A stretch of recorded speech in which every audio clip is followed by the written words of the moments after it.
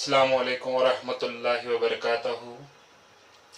I am Baba Murtaza, your physical education teacher, and today our topic is environmental factors include exposures to extremes of heat, cold, humidity, and contests at high altitudes. That is the topic of today to discuss, and I have choose it because it is for both the classes 11th as well as 12th class. So I choose it to discuss it today. The topic is, I am going to read it again. Environmental factors. कौन से ऐसे माहौल के जुज है, उनसर है. Environment means the conditions that surround someone or something.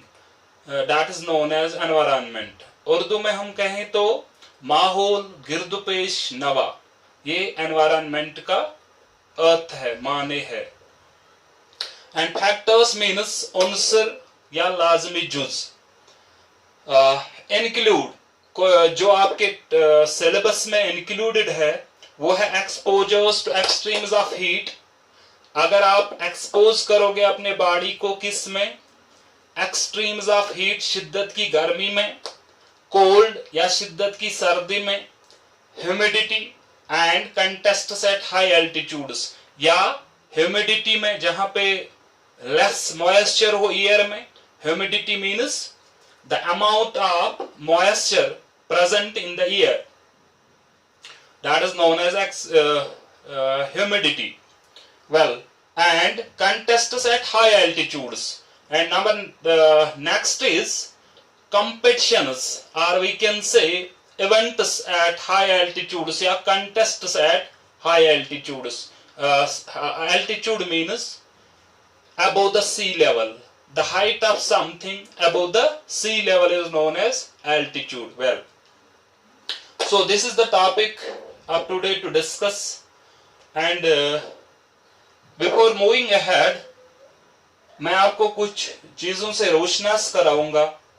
इसमें हमने सीखना है, एक तो एक्सपोजर और दूसरा हम सीखेंगे इसमें कि एक्लिमेटाइजेशन क्या टर्म है, और हम सीखेंगे एडेप्टेशन क्या टर्म है, उनके मीनिंग्स क्या है और क्यों हम वो यूज करते हैं. वेल, तो first is exposures two extremes of heat. So here the first is exercise in the heat. जब भी हम कोई मश्क, कोई भी काम, कोई भी वर्कआउट कहाँ करते हैं, इन द हीट, गर्मी में. Well, the ability of athlete to successfully perform in the heat depends on the degree of heat. जब भी किसी एथलीट की वर्कआउट या एफिशिएंसी को प्रूव करना हो, जब भी उसने काम करना हो, उसकी सलाहियत को सक्सेसफुली परफॉर्म करना हो, अपनी सलाहियत को मनवाना हो, तो क्या चीजों का खास ख्याल रखना है. It depends on the degree of heat. पहले ही हमने ये मापना है कि तापमान कितना है. अगर तापमान उसके बॉडी के टेम्परेचर से ज्यादा हो तो उसको कठिनाइयां होंगे उसमें. He can't do something more efficiently. Well, number next is depends. The first one is the degree of heat, the humidity, intensity and duration of effort. इन सारे चीजों पे किसी भी एथलीट की जो है एबिलिटी, वो सक्सेसफुली उसमें परफॉर्म करे, वो इन चीजों पे मुनहसिर है. किस पे? Depends on the degree of heat, तापमान कितना है. And number next is the humidity, moisture कितना है. इंटेंसिटी, वो किस शिद्दत से काम करता है. हाँ, the degree or amount of doing something, and duration of effort, और कितने अरसे का, कितने टाइम का वो वर्कआउट करता है. 5 मिनट का, 10 मिनट का, 20 मिनट का, 40 मिनट का, 1 घंटे का, 2 घंटे का, 5 घंटे का. It also depends on the duration of work.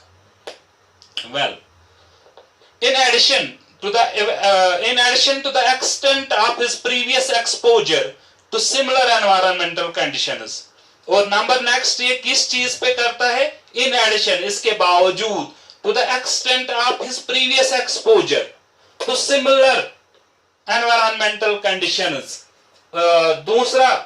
दूसरे जो ये निर्भर करता है, किस पे निर्भर करता है?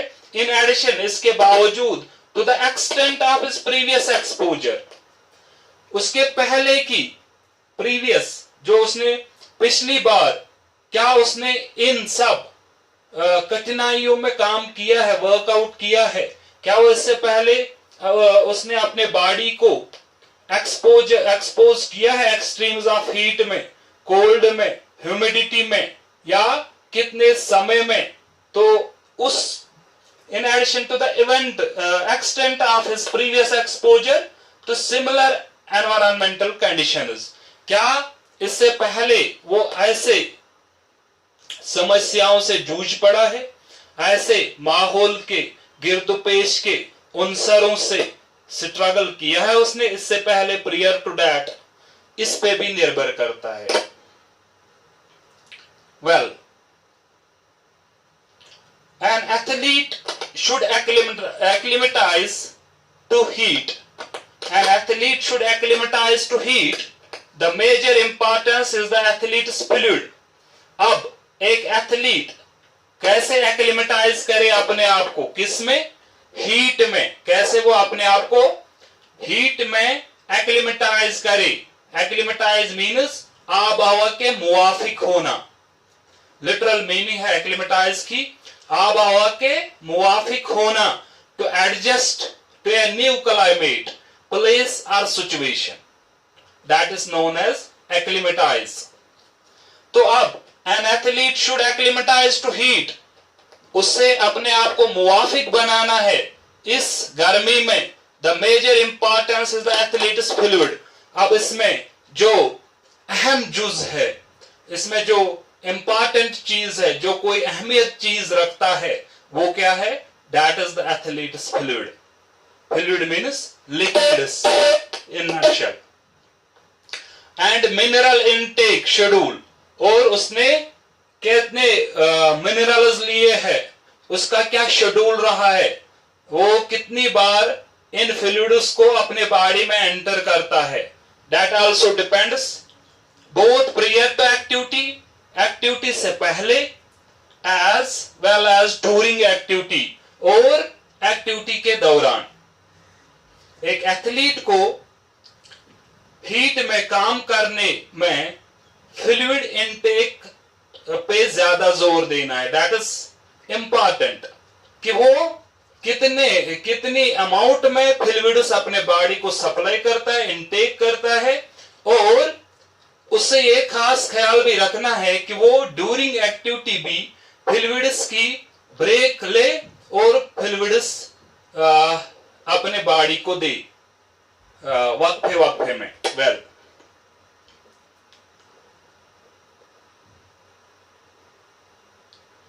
तो एक्लिमेटाइजेशन है। अब यहां एक्लिमेटाइजेशन का अर्थ क्या है? जैसे मैंने आपको बताया, एक्लिमेटाइजेशन मीन्स आब हवा के मुवाफिक होना, अपने बॉडी को उस आब हवा में डालना।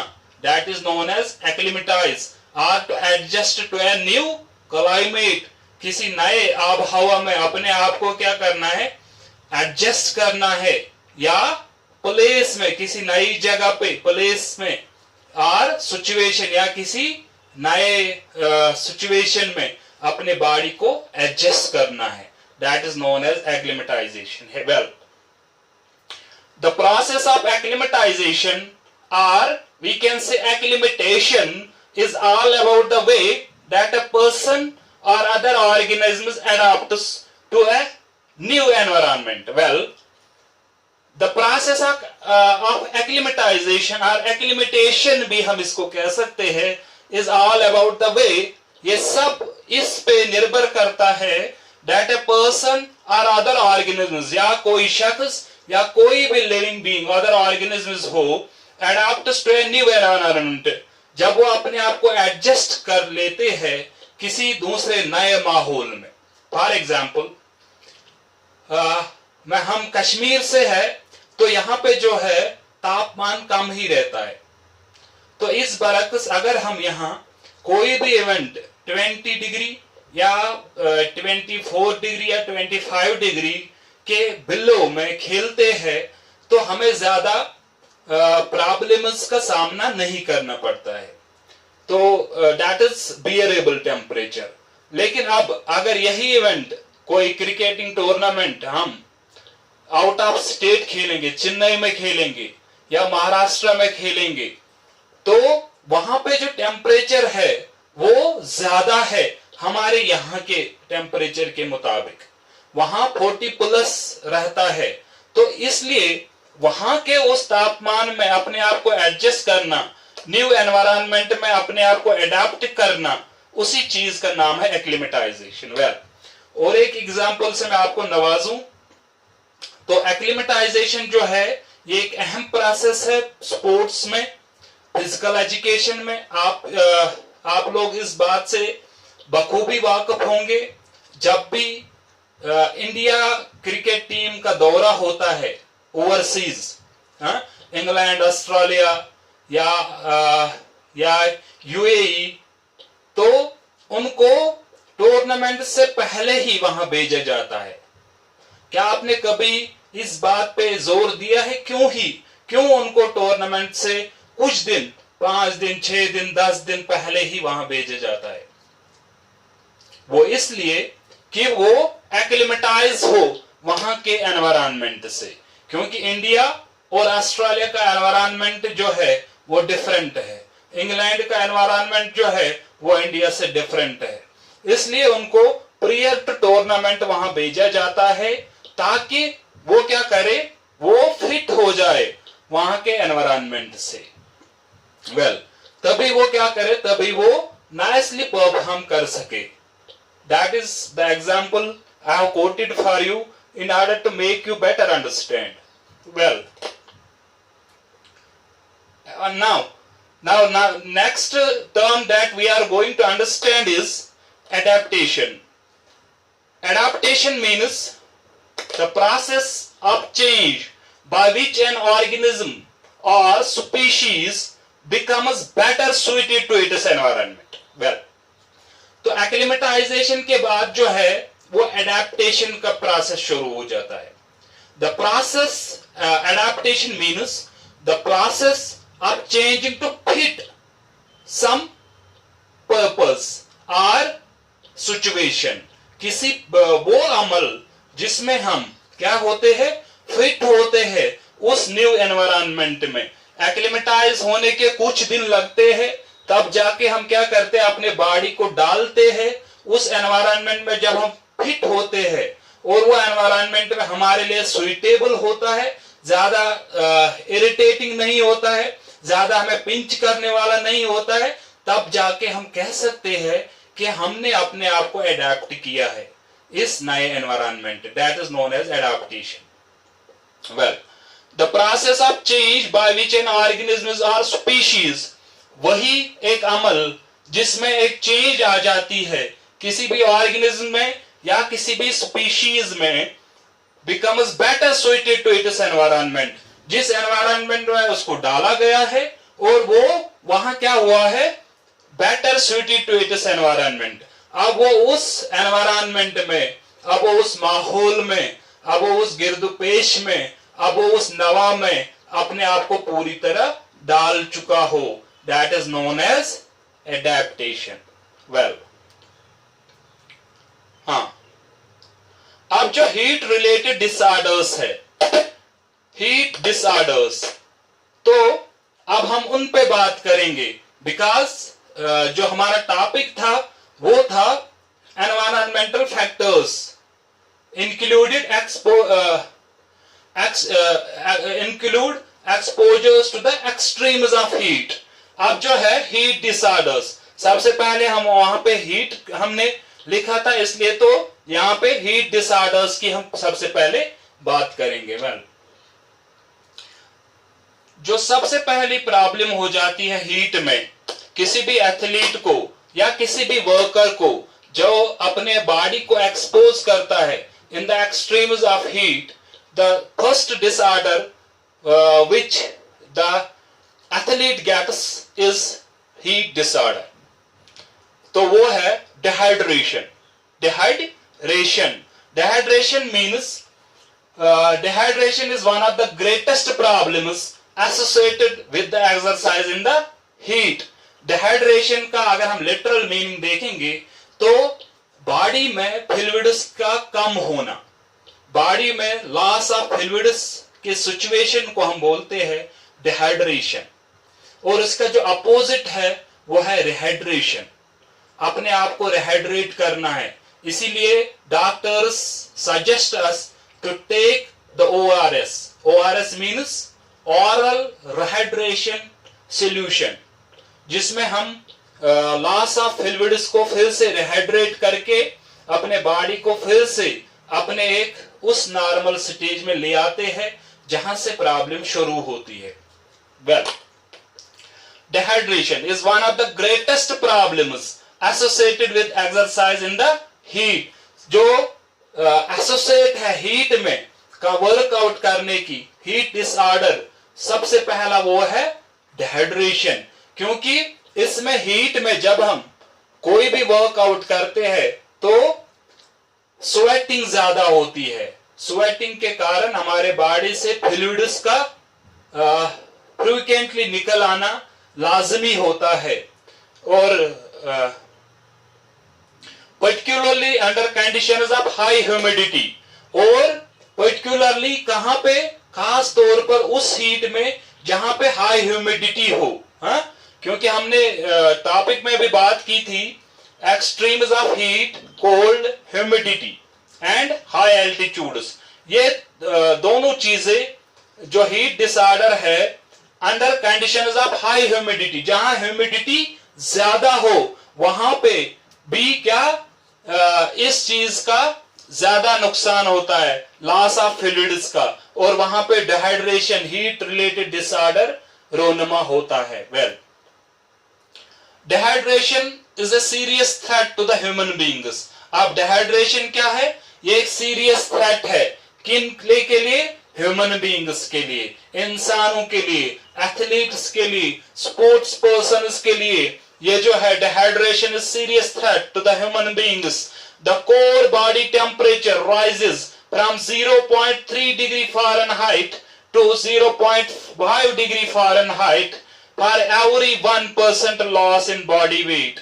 जब भी हमारा कोर बॉडी टेम्परेचर जो है वो 0.3 डिग्री फ़ारेनहाइट से बढ़कर 0.5 डिग्री फ़ारेनहाइट पहुंच जाए तो उससे क्या होता है? 1% loss in the body weight. उससे हमारे जिस्म का 1% लॉस हो जाता है बॉडी वेट का। अगर हमारा internal core temperature that is fixed at 37, अगर वो बढ़ जाए 0.3 से 0.5 डिग्री फ़ारेनहाइट, अगर वो बढ़ जाए तो उससे हमारा क्या होता है? एक 1% वेट लॉस हो जाता है, which is why it is the serious threat to the humans. Well, this rise is the result of the loss in the blood volume. This rise is the result of the loss in the blood volume. और सिर्फ इतना ही नहीं, weight loss सिर्फ weight loss ही नहीं होता है dehydration से, बल्कि क्या होता है? ब्लड वॉल्यूम का लॉस भी हो जाता है। Amount of blood in our body, that is known as blood volume, that a large percentage of water lost in sweating comes from the blood volume. Well, क्यों होता है ब्लड लॉस भी? वो इसलिए क्योंकि जो हमारे ब्लड में, जो हमारे फ्लूइड्स में वाटर की क्वांटिटी होती है, फिर बॉडी उनसे, उस फ्लूइड पोर्शन से वो वाटर एक्सट्रैक्ट करती है और बॉडी के नीड्स को फुलफिल करती है। उससे क्या होता है? This rise is the result of the loss in the blood volume, that is a large percentage of water lost in sweating comes from the blood volume. It also causes kidney failure, और इससे ये खतरा भी है, ये खदशा भी है कि किडनी का फेल होना भी पॉसिबल होता है। खुदा ना करे अगर हम अपने आप को एक्सट्रीम्स ऑफ हीट में डाले तो इससे जो ये नुकसानात है तो ये सारे रोनमा हो सकते हैं, which is why it is the serious threat to the human beings. Well, हाँ, तो that is the end of today's lecture. I hope you may have got it nicely, rather very nicely, and this again I am repeating, this lecture is for both the classes 11th as well as 12th. Thank you very much. And lastly, अगर आपको ये मेरा video lecture पसंद आया, ये मेरी PPT power point presentation पसंद आई, तो प्लीज मेरी चैनल को सब्सक्राइब करिए और नोटिफिकेशन के बेल आइकन को दबाइए ताकि नए आने वाले वीडियो की नोटिफिकेशन आप तक सबसे पहले पहुंच जाए। Thank you, stay blessed.